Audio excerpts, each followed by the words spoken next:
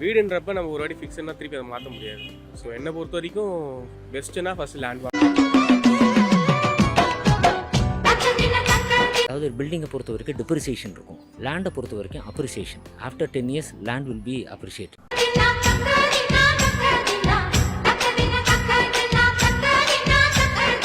நம்ம மண்ணை வைக்கிறோம், பஞ்சபூத்துல ஒண்ணு நீர், நெருப்பு, ஆகாயம், காற்று, மண்ணை வைக்கிறோம். அந்த காலத்துல மண்ணுக்கும் பொண்ணுக்கும் தான் போட்டி, பிரச்சனை எல்லாமே. இன்னைக்கு எதெல்லாம் பழசு, இன்னைக்கு எதுக்கெல்லாம் டிப்ரிசியேஷன் கிடையாதோ, எதுக்கெல்லாம் அப்ரிசியேஷன் இருக்கிறது நிலம் மட்டும்தான். மற்ற எல்லாம் டிப்ரிசியேஷன் தான். பழசுக்கு வேல்யூ கிடையாது, நம்மளோட பழசுக்கு மட்டும்தான் வேல்யூ. இன்னைக்கு இருக்க என்ஆர்ஐ கோடீஸ்வரனா இருக்கிறது காரணம் மண்ணு தான். இடம் வச்சிருக்காங்க, இன்வெஸ்ட் பண்றாங்க. இன்னைக்கு நிறைய பேர் கல்யாணம், தன் பையனை டாக்டர் படிக்க வைக்கிறது, இன்ஜினியர் படிக்கிறது காரணம் நம்ம தொழில இன்வெஸ்ட் பண்ணி தான்.